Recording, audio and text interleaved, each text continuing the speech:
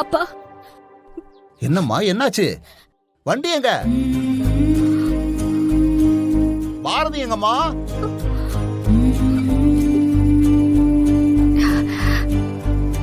பாரதி ரொம்ப நாள் ஓடிடுச்சுப்பா. அதான் ரெஸ்ட் கொடுத்துட்டேன். ரெஸ்டா? ஆமாப்பா, நான் பாரதிய கொடுத்துட்டேன்ப்பா.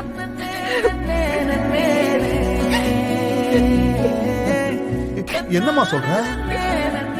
பாரதி கொடுத்துட்டியா? ஆமாப்பா, மண்டபத்துல இருந்து போன் பண்ணி எல்லா பணத்தையும் இன்னைக்கே கட்ட சொன்னாங்க. இல்லைன்னா மண்டபத்தை வேற ஆளுக்கு கொடுத்துருவேன்னு சொன்னாங்கப்பா. அதான் பாரதி. என்னம்மா சொல்ற? வண்டியை வித்துட்டியா? என்னம்மா சொல்ற? அப்பா, எனக்கு வேற வழி தெரியலப்பா. அப்ப எனக்கு என்னமோ என்கிட்ட இருக்கிற எல்லாமே ஒன்னு போற மாதிரி இருக்குப்பா.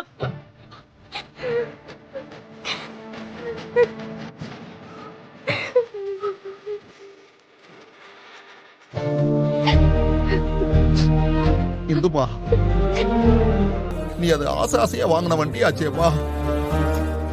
அதுதான் நம்ம குடும்பத்துக்கே சோறு போட்டுச்சு. அதை ஏமா வித்த? என்னப்பா பண்றது? சீட்டு பணமும் நாளைக்கு தான் தருவேன்னு சொல்லிட்டாங்க. இதை விட்டு எனக்கு வேற வழி தெரியலப்பா. ஏம்மா, இந்த குடும்பத்துக்காக நீ எவ்வளவுதாம்மா தாங்குவ? உனக்குன்னு நீ எதையாவது பண்ணிக்கிறியா? எப்பவுமே குடும்பத்தை பத்தி தான் யோசிக்கிற.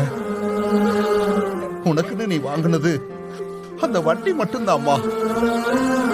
அதையும் வித்துட்டியம்மா.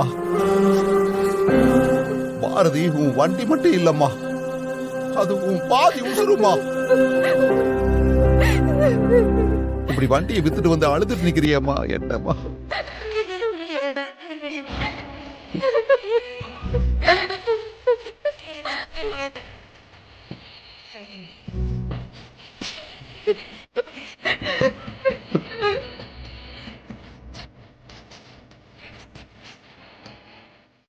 ஆமாமா, ஆரம்பத்துலலாம் அப்படிதான் இருக்கும். என்ன கர்ணா, பார்க்காம இருக்க முடியலையா? அதெல்லாம் ஒண்ணு இல்ல, நீ சும்மா தான் வந்த. உன்னை பத்தி எனக்கு தெரியாதா? ஜெயந்தி, உனக்கு ஒரு விஷயம் தெரியுமா? நம்ம கர்ணா பாக்குறதுக்கு தான் அப்பாவி மாதிரி இருக்கான். அவன் என்ன வேலை பண்ணிருக்கான் தெரியுமா? என்ன பண்ணா? நிச்சயதார்த்தத்துக்கு முன்னாடியே கட்டிக்க போற பொண்ணோட ஷாப்பிங், கோவில்னு ஜாலியா சுத்திட்டு வந்திருக்கான். அவன் ஜாலியா சுத்தலக்கா, இதே ஜோலியா சுத்திட்டு இருக்கான். ஐய, இது என்ன கன்றாவியான காட்சியா இருக்கு? கண்கொள்ளா காட்சியா இருக்குன்னு சொன்னேன். ஐயோ, இவனுக்கும் மூக்குனாங்கயிறு போட்டு அடிமா மாதிரி கூட்டிட்டு வந்து வச்சுக்க போறாங்க. இதுக்கு இவ்ளோ பில்டப்பா.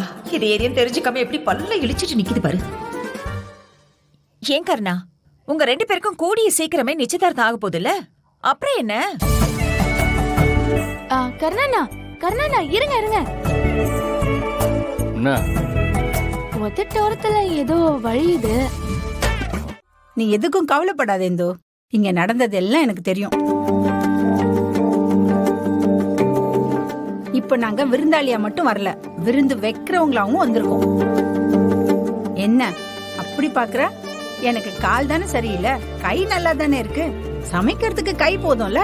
இங்க இருக்க எல்லாருக்கும் சமையல் தெரியும். இனி எல்லாத்தையும் நாங்க பாத்துக்கிறோம்.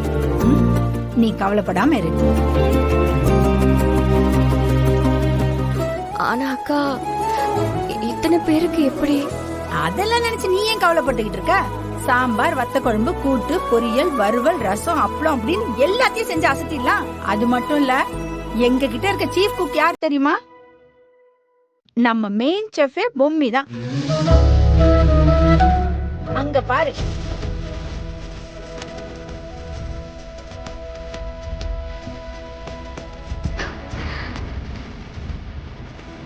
பொம்மி,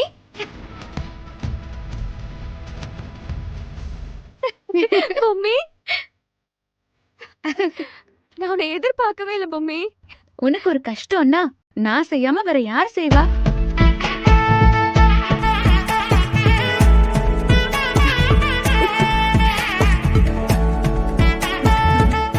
இங்க பாரு இந்து, இப்ப இது எங்க வீட்டு கல்யாணம், நாங்க பாத்துக்கிறோம். நீ பொண்ணுக்கு தங்கச்சி மூஞ்சி எப்படி உம்முன்னு வச்சிட்டு இருக்கலாமா? நல்லா சிரிச்சுக்கிட்டு கலகலன்னு இரு.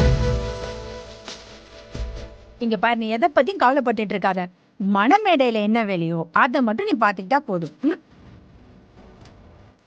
ஆமா ஆமா, உனக்கு எந்த கவலையும் வேண்டாம். சமையல் எல்லாம் நான் பாத்துக்கிறேன். சாப்பிட்டு போறவங்க எல்லாம் இந்த பொம்மையோட சமையலை பத்தி ஊர் முழுக்க பேசுவாங்க.